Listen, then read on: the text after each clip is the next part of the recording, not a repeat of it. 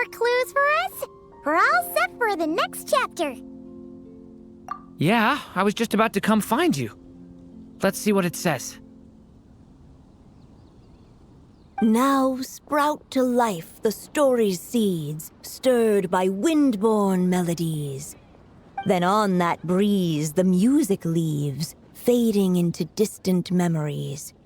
Seek the place where wind and tale entwine, and once there, make 3 riddles into verse, and 3 melodies into song.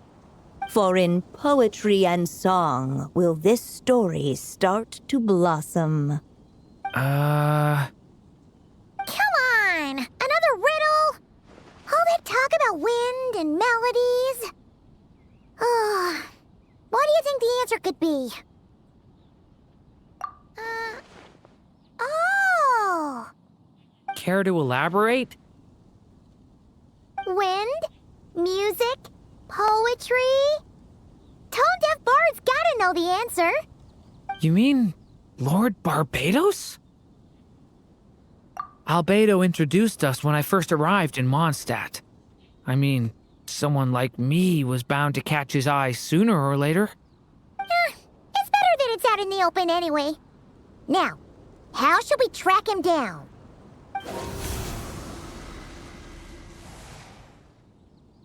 I'm pretty sure he's already caught wind of what's going on here.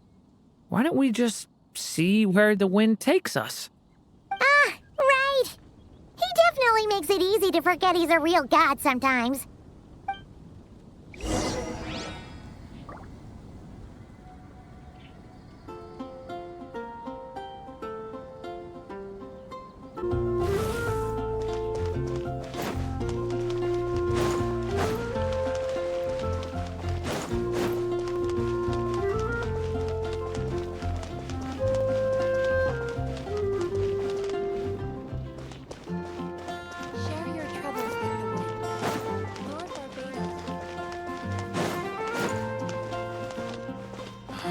That's all for my daughter.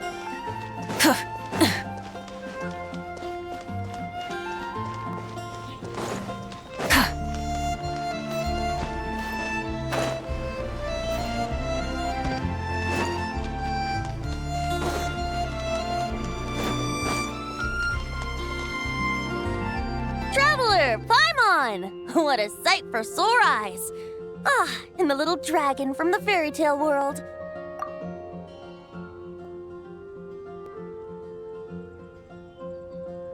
I heard your voices calling out to me on the wind. Something about needing help with a riddle? Sorry to disturb you, Lord Barbados. Disturb me? Not at all! To tell you the truth, I'm just as curious about this riddle as you are. Let me take a look.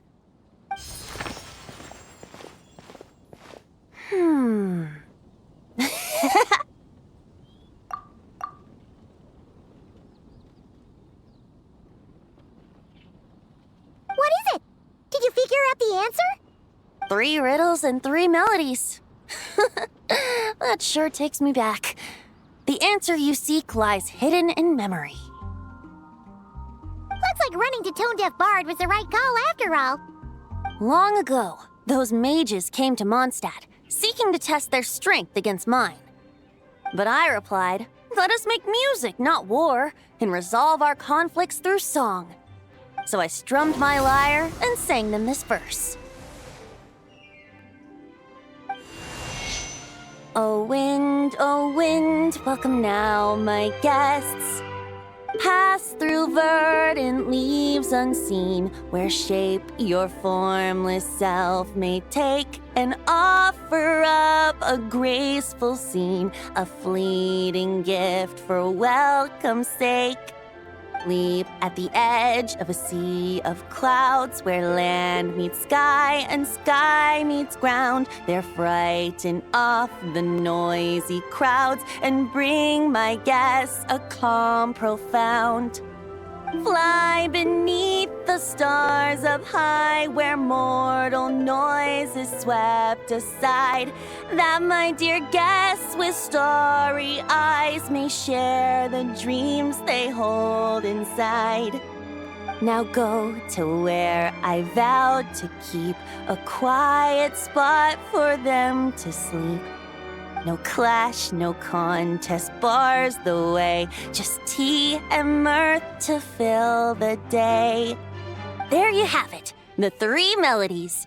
As for the answers to those 3 riddles, I trust you can guess them by now. The woods, the edge of a cliff, and the sky? Correct! Funnily enough, your mother was also the first to solve it, all that time ago. There must be some kind of special rapport between those who write stories and those who sing them.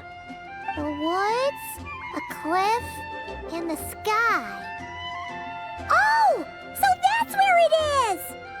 I suppose the spot that answer points to is where you're headed next. You should know, after solving my riddle, the mages even accepted my proposal and made that location their official meeting spot.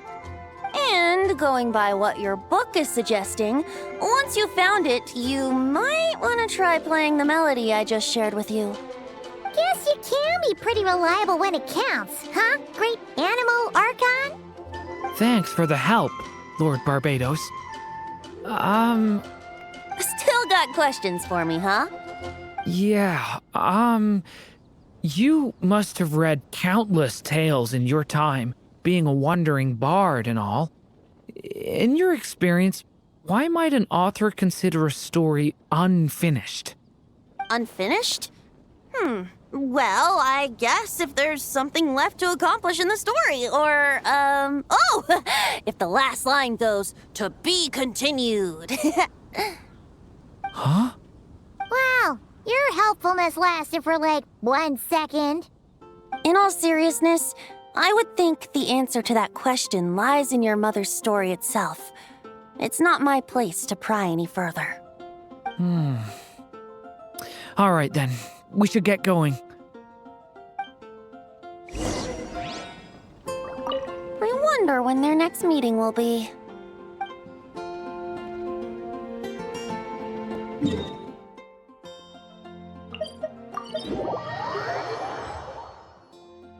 Okay, we're here!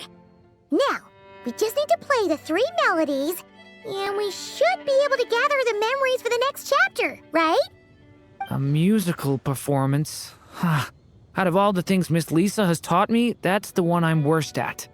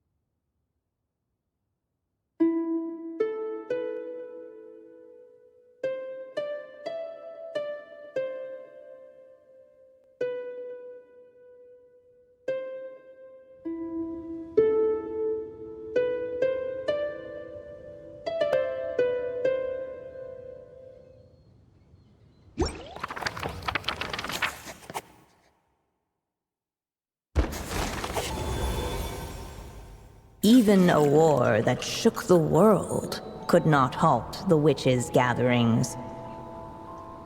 Yet even so, with the passing of time, 3 of their teacups no longer came to be set. The witches did not linger long in sorrow, for the Story Witch had brought glad tidings of her own. Born was her dragon child, safe and sound. Her fellow witches offered up their blessings, eagerly debating how to celebrate the child's birth.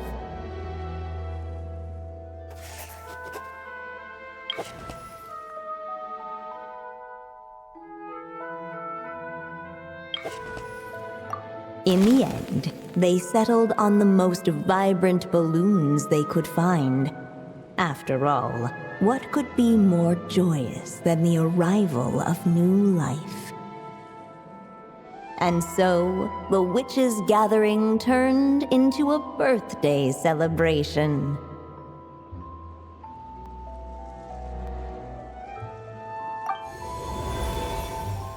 So, we're back in the story world, huh? As if from nowhere, new guests appeared at the witches' table. Perhaps they too had come to celebrate the dragon child's birthday.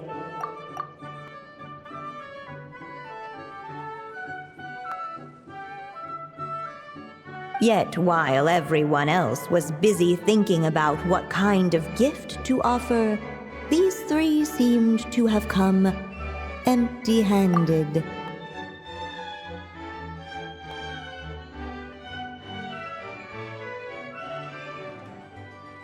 Hardly the recipe for a warm welcome to a birthday party, now is it? A gift? Hey, what's this all about? We only just found out this was a party. While the guests voiced their complaints and grievances, perhaps they should have been wondering what kind of gift to give instead. So, we need to bring a gift to advance the story? Oh, but where are we supposed to get something like that? Perhaps it would be a good idea to have a look around. Why didn't you just say so?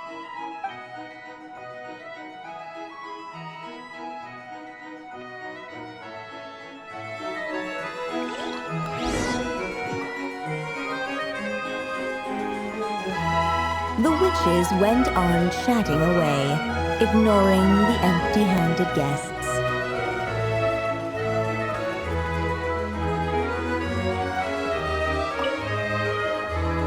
Hey, is that the other Durin?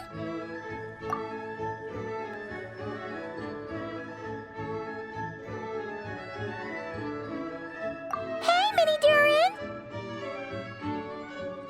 Nope, no reaction.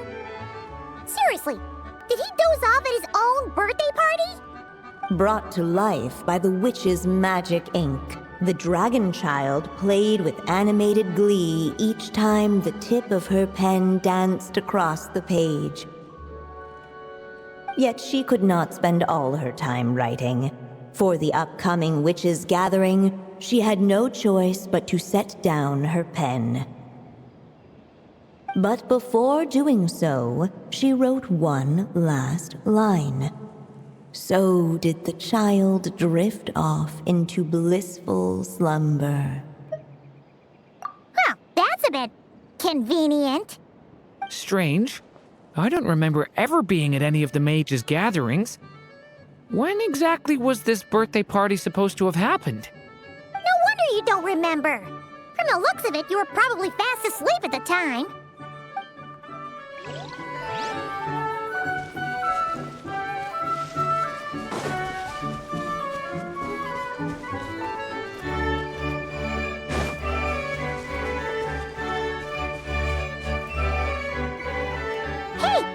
Could we use these as gifts, maybe? At last, the guests found something to give the dragon child.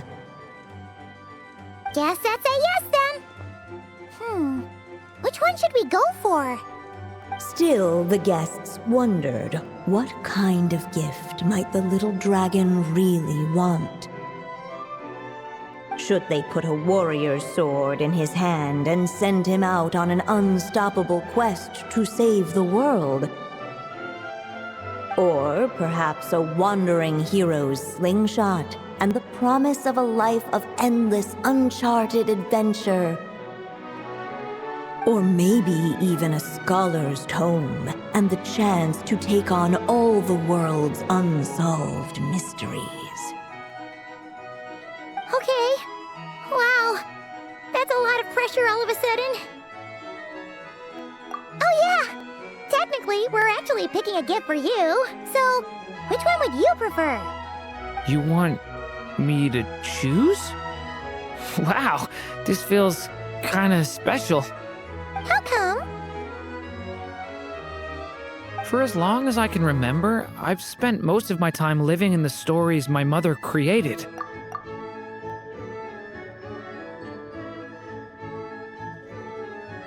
I always thought my mother had everything written out for me already, just like the toy figures in Constellation Metropole. What I wanted to do with my own future. Huh. That's something I've never really thought about. What did I want back then? Ah. This is the first time I've ever asked myself that question. Sounds like this is the perfect opportunity to answer it then. It's been a while since you left Simulanka, and after everything that's happened, it might be about time to start thinking about your future. Then let me give it some thought.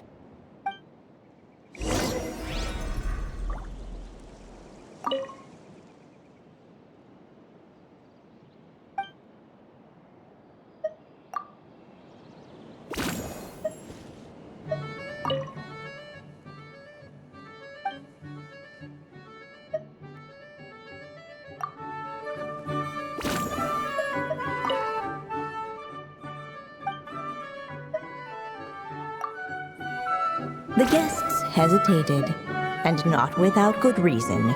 Given how much this gift would mean to the little dragon, a bit of careful thought could go a long way.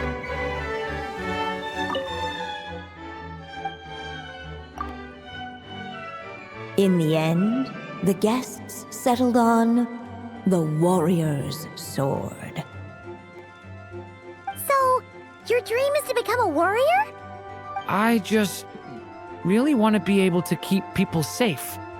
If my time in Nodcry taught me anything, it's that a lot of problems in this world can only be settled by strength of arms. As long as I can help people, that's enough for me. Really? But I don't think it's enough.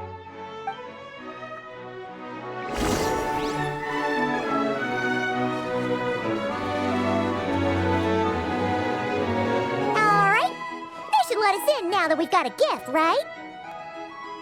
Hello there. Brought a gift this time. The newly arrived guest presented his gift, wishing the little dragon a future as an indomitable warrior. Accepting the guest's blessing, the Story Witch invited him and his friends to take their place around the table. Finally, she could introduce them all to her dragon child, telling all in attendance about the moment of his hatching, and of course, the name he'd been given.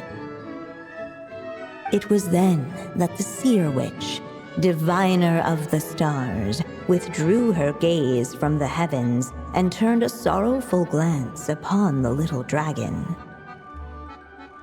You gave him the same name as that evil dragon? That's right. But the life I intend for him shall be very different. What folly to love so blindly.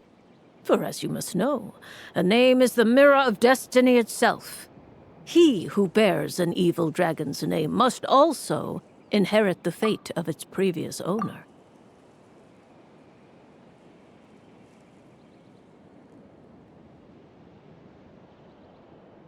His fate has been foretold.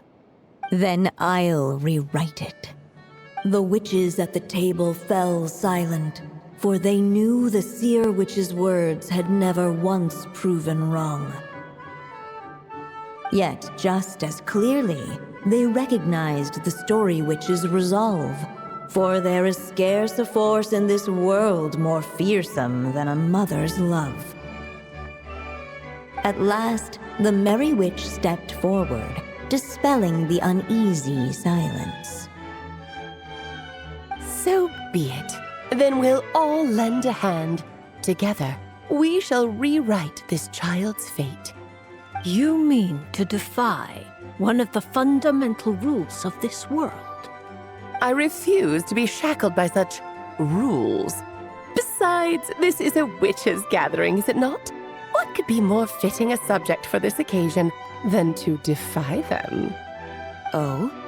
Sounds like an interesting experiment. I suppose, were we to succeed in this endeavor, we might bring a touch of wonder to this otherwise dreary sky of stars. The Merry Witch finally talked them all round, just like she had done many times before. Warm and strong as the sun she was, so much so, in fact, that those who her light shined down upon had no choice but to bask in it. And so the witches readied their gifts, 3 marvels of the cosmos.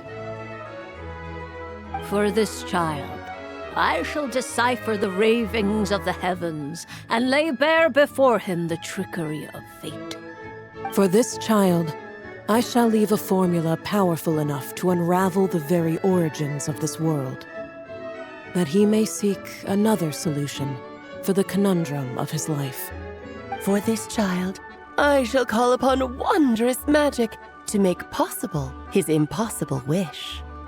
All the Story Witch had was the pen in her hand, yet with the love that flowed from it, she resolved to bring forth a marvel of her own. For this child, I shall leave behind the last story I will ever write, and with it, a path to an ending yet untold. With the witch's blessings given and received, the little dragon's fate at last began to turn. In the midst of the dragon child's birthday celebration, the seer witch proclaimed her prophecy. The child had been given the evil dragon's name, and with it, the burden of its fate. But hearing this, the Story Witch vowed to rewrite it all, for such was her love and resolve. And so the other witches offered their gifts in turn, marvels as rare as any in the cosmos. Together, they sought to test one of the fundamental laws of this world, in part to support a mother's love, and in part to sate their own curiosity. Oh, and I almost forgot. Our new guests came bearing blessings of their own. Who knows? Perhaps this extra bit of courage might be all the little dragon needs to change his fate.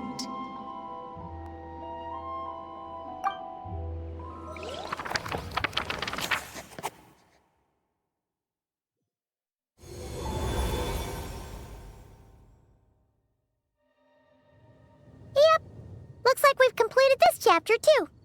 Those witches in the story were the mages of the Hexen Circle, right? They sure seem to care a lot about you, Durin. But, Paimon kinda had trouble following their conversation. Just a bunch of mystery, as usual. The evil dragon's fate. Oh, is that what you're worried about? But didn't we already take care of that?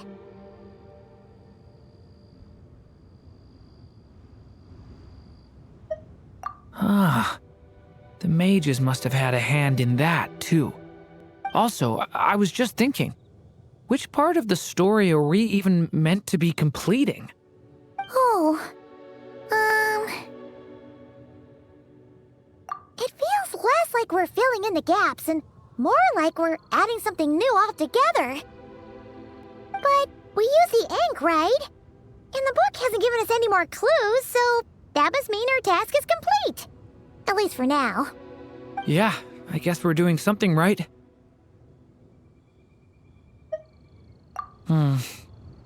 Maybe I'm overthinking things. It's just, this is my mother's final wish, so I don't want to mess it up. Anyway, thanks for all your help. I'll let you know as soon as the book reveals a hint about the next chapter.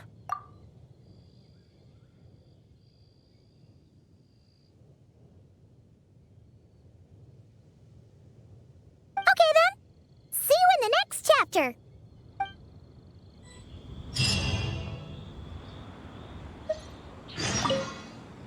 I think I'm gonna stick around, take my time reading through this book. If you feel like jumping back into the story, just come find me.